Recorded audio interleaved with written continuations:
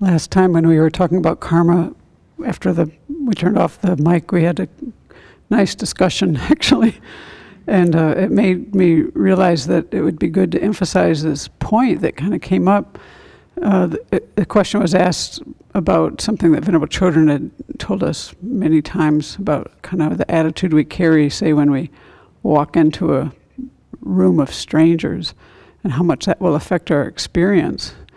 And so that really brings up this point of, like, when we think about our experience, karma is one part of what creates our experience, but it's not the only thing. It's also the attitudes that we bring into a situation. So those two things are the main things, I think, to think about in terms of, why do I experience what I'm experiencing every day? You know, well, one thing is to look at what attitudes did I bring into a situation, or you know, anything that's going well or not going well. And then the other is thinking how karma ripens mostly in the feeling component. So even what I experience is going to be kind of, it's not just based on everything that's happening in the present. The past is kind of showing itself. I wonder if it's an object. We just had teachings on that last night. So anyway, in any moment, those two things are happening. But what's fantastic about it, in my mind, is the recognition that, but what seeds or latencies are ripening? Well, that has a lot to do with the attitude in the present moment. And that's the thing, that when we take hold of our precious human life, we have every moment we have the ability, or the potential, let's put it that way, to change what's going on in our mind. We can't always do it. Sometimes the afflictions are too strong, but it doesn't mean the potential isn't there. And as we work on, you know, even when we're working on afflictions and it feels like we're not getting anywhere, actually we are. It just hasn't, the result hasn't come in yet, so we don't quite see it. Do you know what I'm saying? Like when you have a strong, say, you know, really wanting something, like, I really want that watermelon, and it's so strong in your mind, and I'm going to go get that best piece before anybody else, right? So if something like that is in your mind, you don't have to, you know, when you start to kind of work with that and say, oh, that's not really you know, something I want to be experiencing, not some kind of attitude I want to have, it doesn't just go away because you thought that. That's the mistake a lot of people make about, you know, like the idea that, you know, it's too simplified. It's just too simplified to think, oh, if I just decide not to, it's all going to end. It doesn't work that way. So when we apply these antidotes and when we apply different ways of thinking about things, you're creating causes, but you haven't gotten the result yet. So that result is coming. So that's the great thing about our attitudes, because we're actually creating the causes for our future by trying to, you know, employ the Dharma methods in these moments. So that boils down to those two things that create our experience, our attitudes and our karma. So we are going to do this section today on certain and uncertain karma, which is quite interesting. And it ties into some of the past topics, but it just kind of turns them in another way and brings out other points. So basically, this is the idea of some karmas or some actions are going to produce results, and some are uncertain as to whether the results are going to happen. And why is that? Well, it boils down to things that are certain are ones that are consciously done and accumulated. And then things that are consciously done but not accumulated, they're not certain. So what does that mean? So if we've done something, an action, but it's not accumulated, it means that that action may not be effective. That means that the seed or the latency that we planted there might not yield any fruit because it's been weakened, or just it could even be destroyed. So it could either not happen at all, you could have minor results. So what are the kind of actions that we do, karmas that we do, that are accumulated but are not necessarily, how do I say that? Let me word this right. Not all karmas are accumulated. and there's a list of 10 things here that show instances where we have an action, but karma is not accumulated. And this will make sense as we go through it here. So for instance, actions that you do in dreams, those are not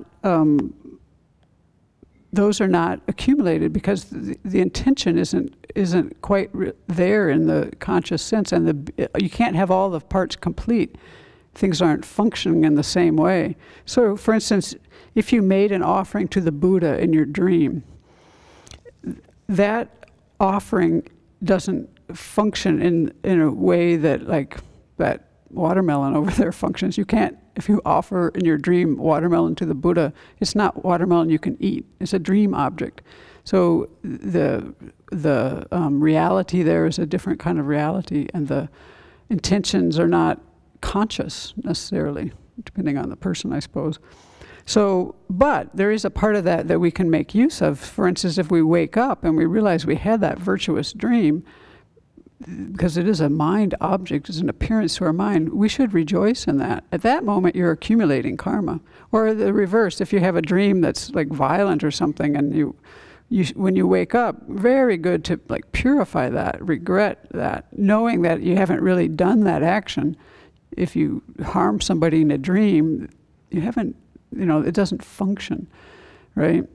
Say I dreamt that I killed some person I saw yesterday. That person doesn't, I didn't do that, right? So it's not going to accumulate in that sense. But I can wake up and I can regret that and do purification, and that's a very strong thing to do. I personally think that will impact your dreams. That's been my experience, for the better. So then there's, as we go down the list, this might make more sense. The ones also that don't accumulate, things that you do unknowingly.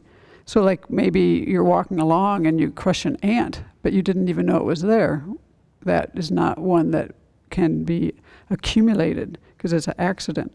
Or unconsciously. Now, of course, that could be, you might be accumulating very consciously karma that's like, I used to do this around here when I was vacuuming. Sometimes I would vacuum up an insect, and I realized for myself what was happening then was, okay, I was mistakenly doing this, unknowingly, but I have to say I was pretty knowingly being kind of reckless. I wasn't really being careful. I found myself to be being kind of careless, and that I think is actually a little more knowingly being careless. The fact that the ant got swept up, so I worked on not being so careless when I did that activity, because it happened a number of times. And then unconsciously, so say, you have to have conscious intention for things to accumulate. Or say we don't do something with much intensity or not do it continuously. So say you offhandedly say something, and it's just very brief. That is not something that will necessarily accumulate. Then mistakenly, like say this is the one that's kind of funny to us, like if I meant to steal a certain book, but I stole something else, it doesn't, that accumulating that certain one doesn't happen. You might get something out of taking the other one, but they say that, if you say like harsh words to one person, but you meant to say it to one person, but you mistakenly say it to the wrong person, well, you still have something going on there, but you haven't accumulated the karma of speaking to that person because you didn't speak to them. That was mistaken. And then forgetfully, like say somebody asks us to not repeat something and we forget and we say it, so that's a time where it won't necessarily bring a result. Or without wanting to, say you're being forced, like say at gunpoint, somebody's forcing you to do something. Or actions that are ethically neutral, like a lot of things we do all day long can be very ethically neutral. I mean, eating and walking and sitting and, just many things. Of course, we can imbue them with some kind of intention that's virtuous or non-virtuous, but a lot of things we do in the day are ethically neutral. And then also actions that we eradicate through regret. So if we say, for example, say in general you don't lie, but you lie to someone later and then you remember that and you strongly regret it, that attenuates the karma, so it's not certain to accumulate. and also actions that are eradicated with a remedy. So, for example, maybe we used to be a hunter and we now understand more the implications ethically, the ethical dimensions of this action. And we may even then take a precept of not to kill. So that helps, that attenuates the karma of having done these things in the past. Yeah, so those are, 10 different actions, 10 ways that we go about doing activities, and those are ones that are, this isn't all, but this is one list of ones that are not necessarily accumulated, because accumulated means more intended or deliberated. Yeah. You said about the activities of lying. Mm-hmm. If I regret it and do something about it right away, but does it apply to other things? Yeah, regret. Oh yeah, regret. Yeah, it's the thing is regret that we're talking about here. To do an action that's not virtuous and then regret it helps. It doesn't, you can't say it's going to stop it completely. I mean, it has the potential to, for the karma to ripen, it has the potential to, but you have to actually usually do things repeatedly. But it's definitely what we want to be doing because it helps to attenuate it. Yeah.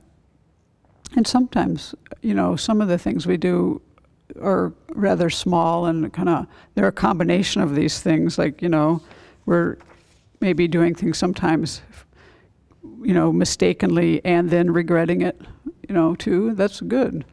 I also heard that doing, a dream, coming out of the dream, and it was like you feel not good, and doing 21 mantra of Vajrasattva. Yes, purification. That would be a good purification too. Yes, that's what I actually do when I wake up in the night. If I've had a dream that has anything unwholesome in it, I start doing the Vajrasattva practice. It's because however you choose to purify, you want to use the 4 opponent powers. And so if I can wake myself up enough, I'll do it from the beginning of taking refuge. And if I'm too sleepy, I try to just do the mantra. But sometimes I'll actually wake myself up and do it. And I think I've had a big change in my dream life. I'm a vivid dreamer. And it's changed a lot in the time I've lived here, for the better.